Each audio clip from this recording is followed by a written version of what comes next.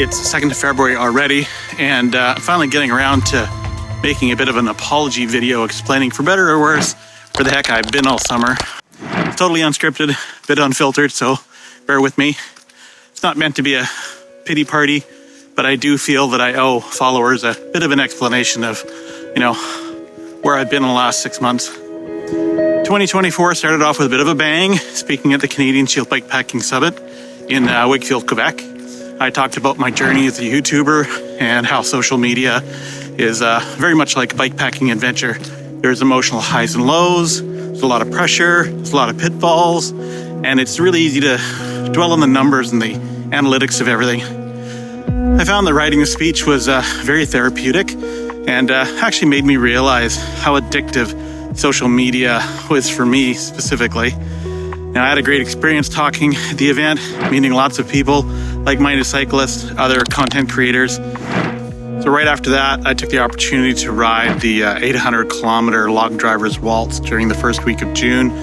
I did face, several weather and water challenges along the way. Had a great time, despite pulling my hamstring near the end.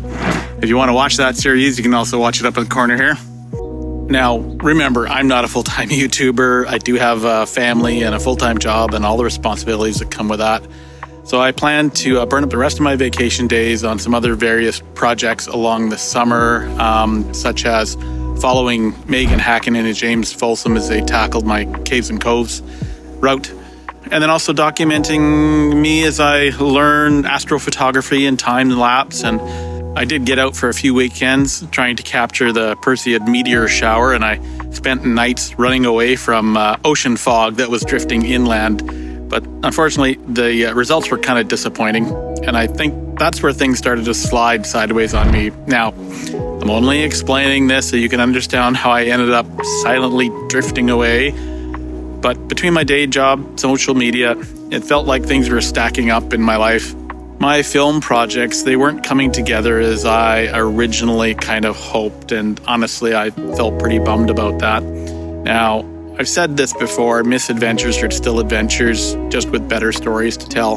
For some reason, I couldn't find a way to reshape those stories and turn failure into a what went wrong video, and in the end, I just dumped the entire projects. There's a saying that artists are their worst own critics, and well, it's kind of true. I find myself trying to reach a certain level of expectation, and so much so that I just fail to get things done.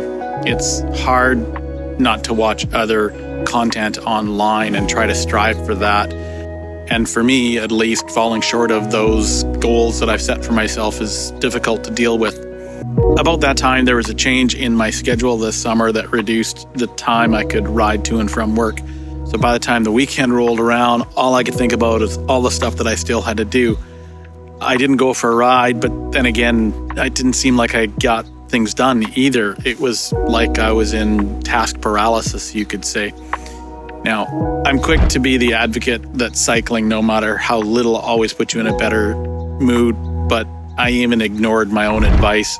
Friends would ask me to go out for a ride, and I was in no mood for company.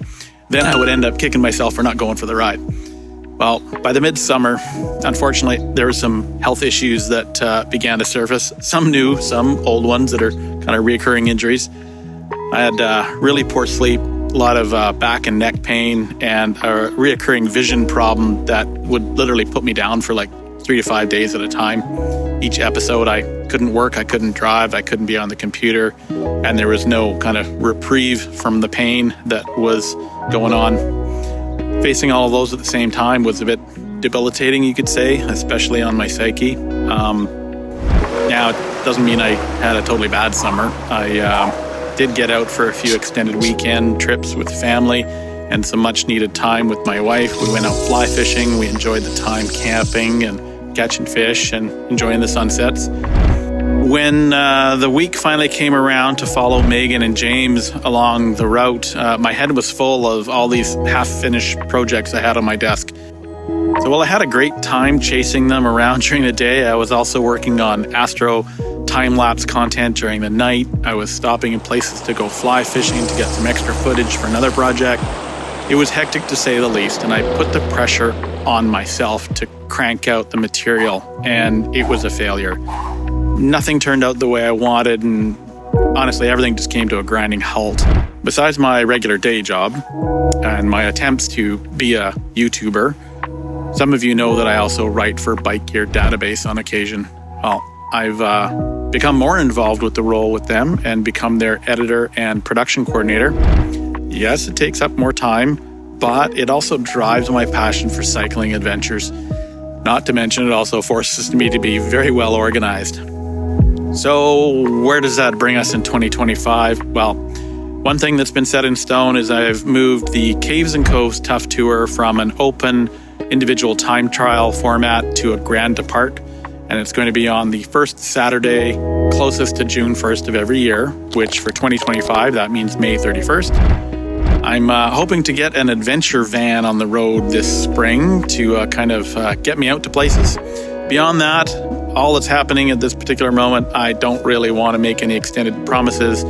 Sometimes you just have to stop and fix a few things when you hit a bump in the road. And I'm still pedaling forward, one adventure at a time.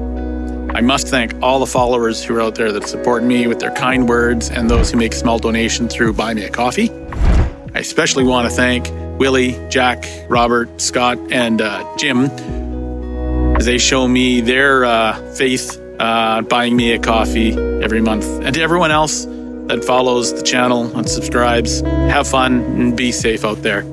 Peace.